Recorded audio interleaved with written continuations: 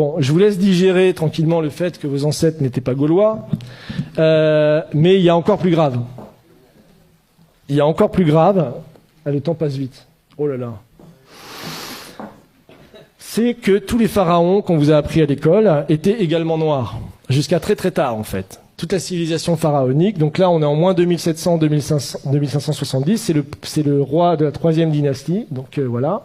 On voit ici de profil, donc il y a des caractéristiques morphologiques, bon j'ai pas le temps de rentrer dans les détails, et vous remarquerez que son nez est complètement éclaté.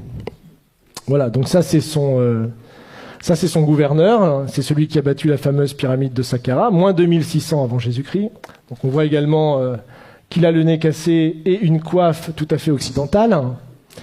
Donc ça c'est 2700 également avant Jésus-Christ. Ça c'est le dernier souverain de la 3e dynastie. Donc on voit un profil également typiquement européen que vous pouvez voir évidemment. C'est assez flagrant avec une coiffe tout à fait alsacienne, donc typique justement du sud de l'Égypte. Donc voilà, vous remarquez qu'il a également le nez cassé. Hein. Voilà, ça enfin c'est un petit peu plus tard. Donc c'est Ramsès III, c'est le plus connu, qu'on vous présente souvent à l'école, mais on vous présente pas cette version-là hein, à l'école. Hein. On vous le montre sur un hiéroglyphe. Donc également un profil tout à fait négroïde, comme on dit, et à qui on a également cassé le nez. Par contre, ce qui est marrant, c'est que j'ai mis la source de Wikipédia, parce que Wikipédia, malgré qu'ils utilisent un langage, comme vous pouvez le voir, extrêmement évolué, hein, l'analyse génétique montre que Ramsès III et l'homme E, probablement père et fils, et qu'ils appartiennent tous deux à l'aplogroupe du chromosome YE1B1A13, et que l'on trouve principalement en Afrique subsaharienne. Voilà. Vous avez bien mélangé le tout. Mais bon, il est d'Afrique noire. Hein, mais il ne faut pas le dire comme ça. Donc voilà. Donc là, on est quand même en 1186 hein, avant Jésus-Christ. Donc là, c'est les Égyptiens tels qu'ils se représentent. C'est également dans la tombe de Ramsès III que vous pouvez visiter en allant dans la vallée des rois. Donc 1200 avant Jésus-Christ montre que les Égyptiens... voilà, ça c'est l'Égyptien, ça veut dire Égyptien, et qui se représente comme ça ici. Hop. Voilà, l'Égyptien vu par lui-même, donc voilà, ça c'est 1200 avant Jésus-Christ. Donc imaginez un petit peu.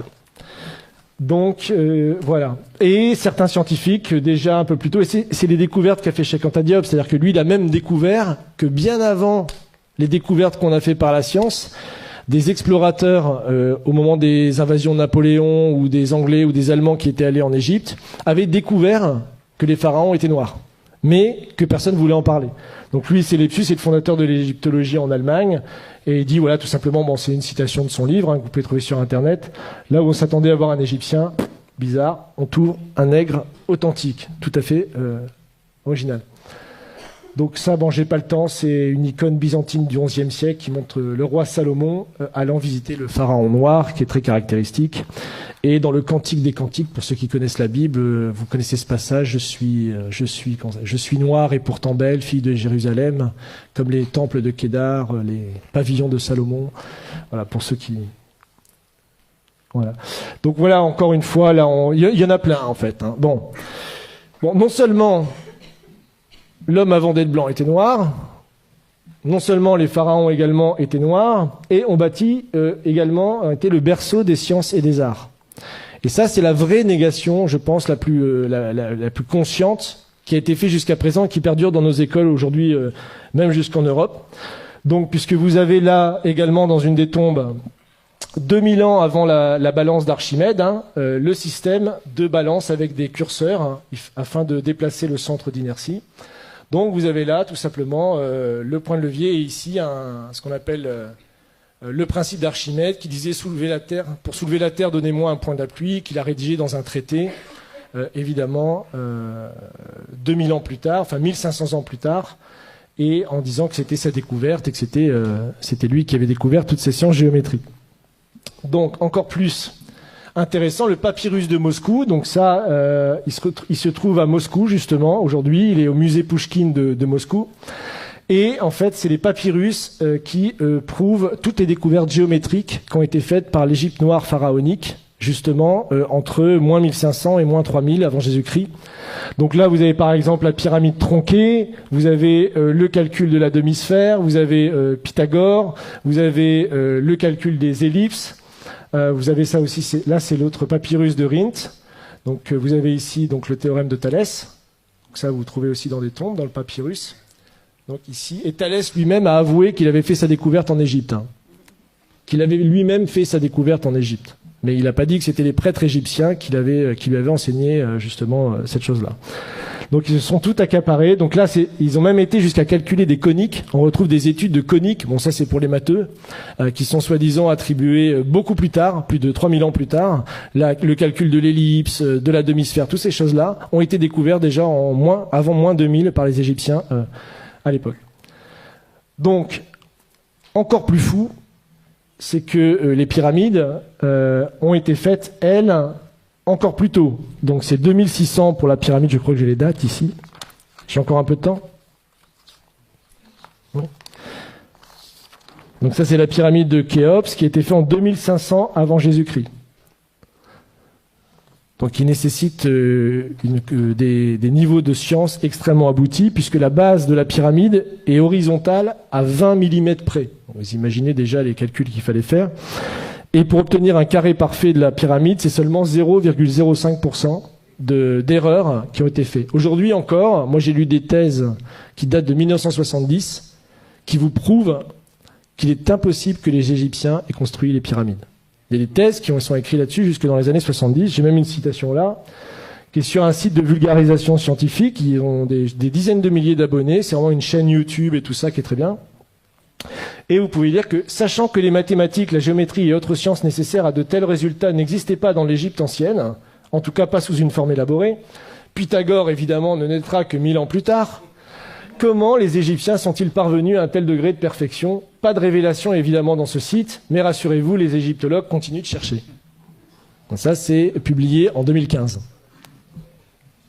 Vous imaginez.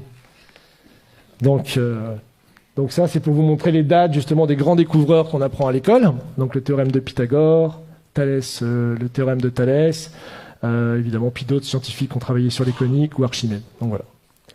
Enfin, pour finir, ça c'est une image peinte du Sphinx à l'époque de Napoléon par quelqu'un qui s'appelle Vivant Denon, et donc qui est assez caractéristique, comme vous pouvez le voir, de la race négroïde des Égyptiens.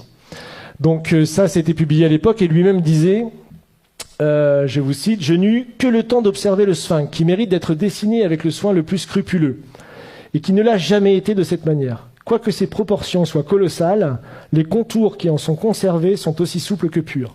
L'expression de la tête est douce, gracieuse et tranquille. Le caractère en est africain, mais la bouche dont les lèvres sont épaisses a une mollesse dans le mouvement et une finesse d'exécution vraiment admirable. C'est de la chair et de la vie. Quant au caractère de leur figure humaine, n'empruntant rien des autres nations, ils ont copié leur propre nature, qui était plus gracieuse que belle. En tout le caractère africain, dont le nègre est la charge et peut-être le principe. » Donc ça, le Sphinx, je vous rappelle, c'est en même temps que les pyramides, hein, c'est 2600 avant Jésus-Christ. C'est d'ailleurs jusque la basilique Saint-Pierre de Rome, je crois que c'est plus grand que la basilique Saint-Pierre de Rome encore aujourd'hui, et c'est encore aujourd'hui la plus grande sculpture réalisée sur un seul bloc, 2600 ans avant Jésus-Christ. Donc c'est encore une prouesse scientifique qu'on ne sait pas expliquer aujourd'hui. Hein. Donc voilà, et pour finir, puisque le temps presse, ça c'est un proche également de Napoléon, donc qui a été avec lui dans les voyages en Égypte, et qui fait cette citation sur laquelle je terminerai pour vous laisser réfléchir à tout ce que je viens de vous dire. Donc il parle justement des Égyptiens. Tous ont le visage bouffi, l'œil gonflé, le nez écrasé, la lèvre grosse, en un mot un vrai visage de mulâtre. J'étais tenté de l'attribuer au climat lorsqu'ayant été visiter le Sphinx, son aspect me donna le mot de l'énigme. En voyant cette tête caractéristique du nègre dans tous ses traits, je me rappelais ce passage remarquable d'Hérodote où il dit « Pour moi, j'estime que les Colches sont une colonie des Égyptiens, parce que comme eux, ils ont la peau noire et les cheveux crépus. » C'est-à-dire que les anciens Égyptiens étaient de vrais nègres. Mais en revenant à l'Égypte, le fait qu'elle rend à l'histoire offre bien des réflexions à la philosophie. Quel sujet de méditation de voir la barbarie et l'ignorance actuelle des Coptes, issus de l'alliance du génie profond des Égyptiens et de l'esprit brillant des Grecs, de penser que cette race noire, aujourd'hui notre esclave, est l'objet de nos mépris, et celle-là même à qui nous devons nos arts, nos sciences et jusqu'à l'usage de la parole.